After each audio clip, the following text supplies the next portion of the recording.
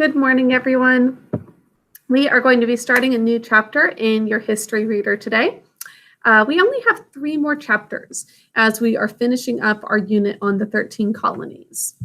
So today we're going to be hearing about a combination of several different colonies. This is chapter 14 called the Middle Colonies. So this is going to be a combination of a lot of the Middle Colonies.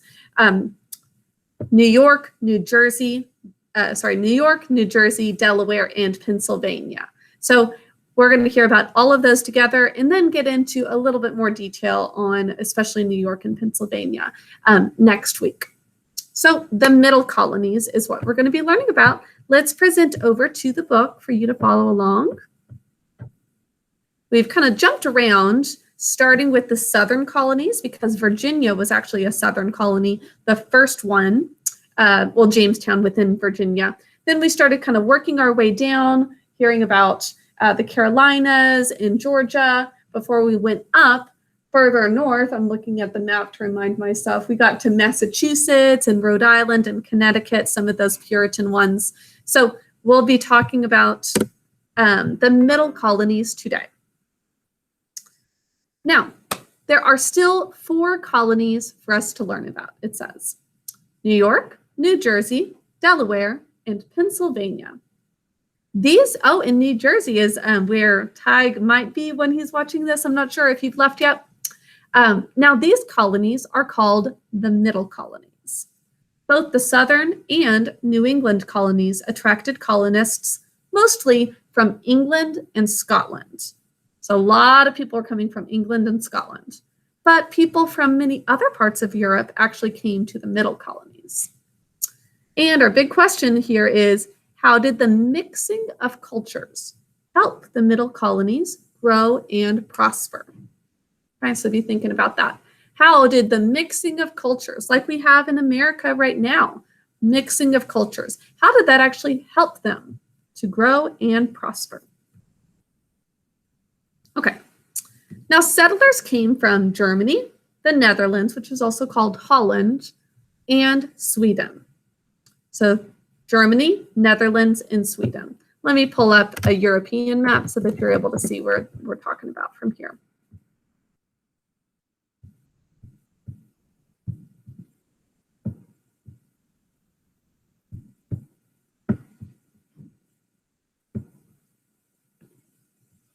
Okay, so we have seen that a lot of the colonists came from England and Scotland. Okay, so we're moving away from that. And the Netherlands is right here, pretty close by. Here is Germany.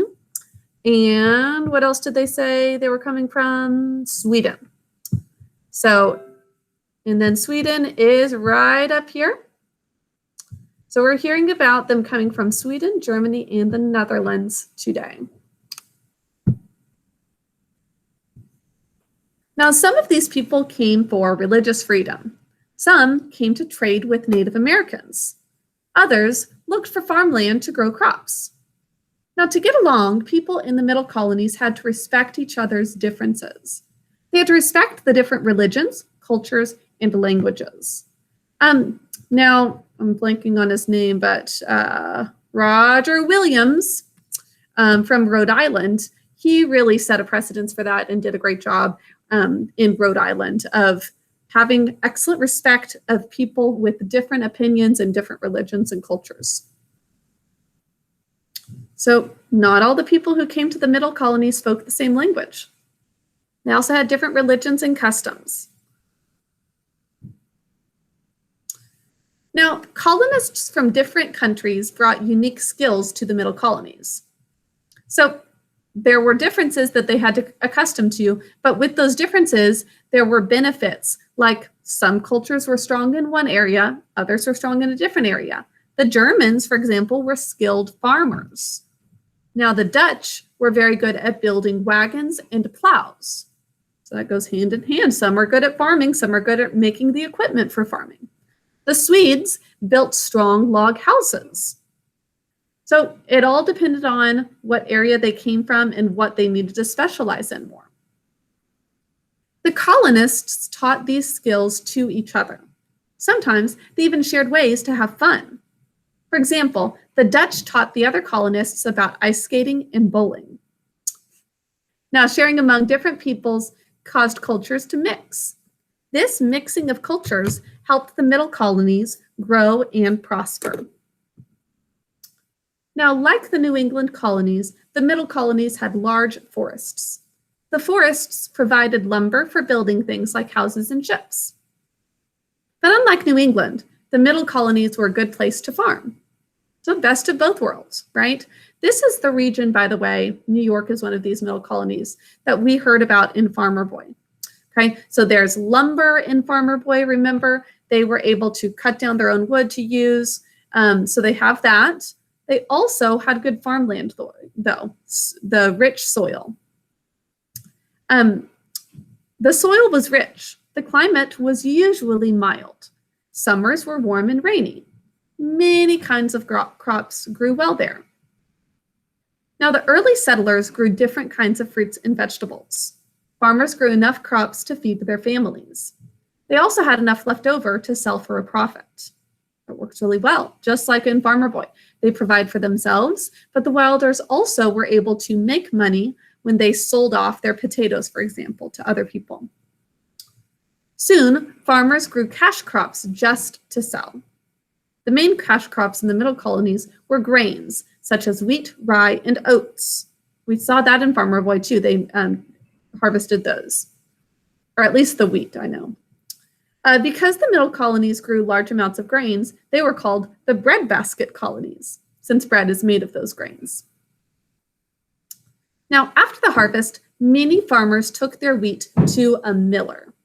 Now, the miller, who is a person who owns a mill, would grind that wheat into flour. So that's what a mill is. It's something that grinds that wheat into the flour so that you're actually able to make bread and baked goods. There's what a mill looks like. So the water actually powers that mill to grind all that grain. The power of the water. At least the early mills, it says, were done that way. Not anymore necessarily. Just a minute, boys and girls. Hi, yes, Arjun? For the math test, I accidentally closed the window. Okay, no problem. I'll just have to suspend the test and reassign it, but it's going to save your progress. So it'll start you back up on the exact same number. Okay. Sorry, I'm filming the history video right now. So when you watch it, you'll see this is part of it, but that's okay. I will just, yep, you've got like 10 questions left. Okay, so I'm suspending it. And you can log back in with the same credentials.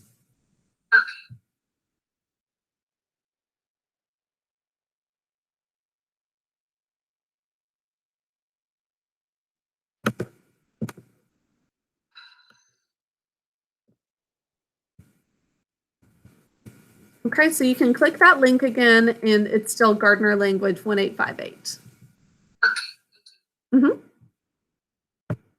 Yeah, let me know when you're logged in and ready to be confirmed. Where's the password again? 1858.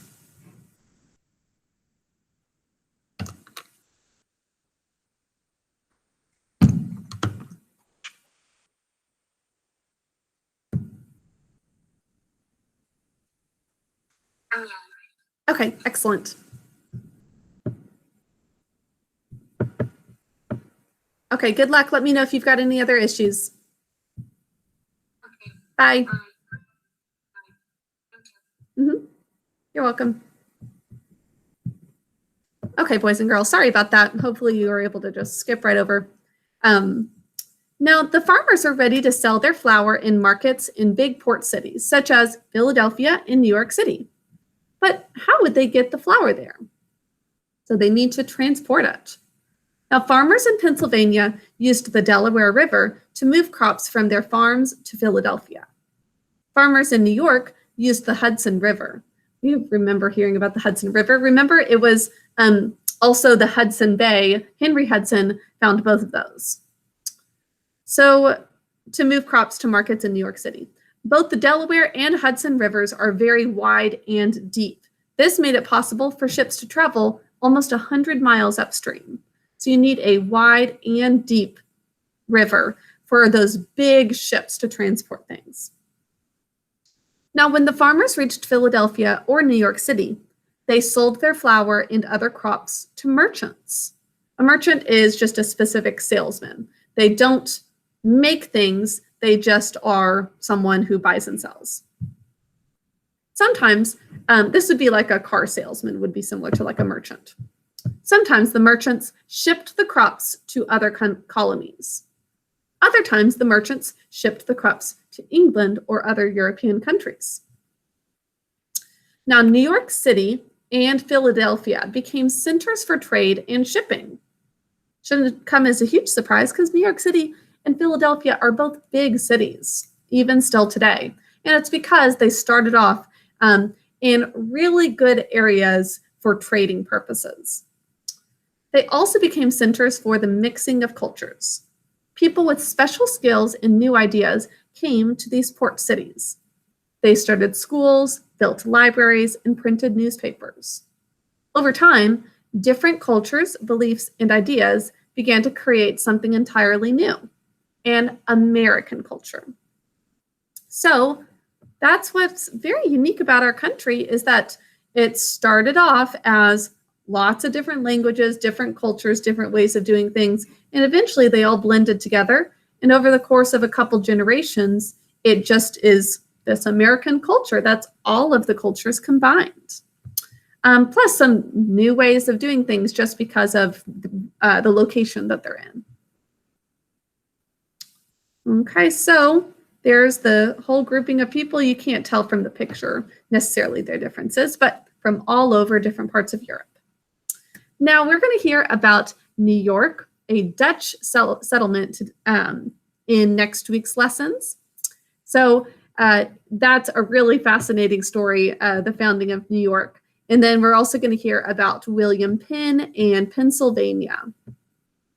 So that'll come up next week. We are so close to the end because there's only about 2 weeks left of school.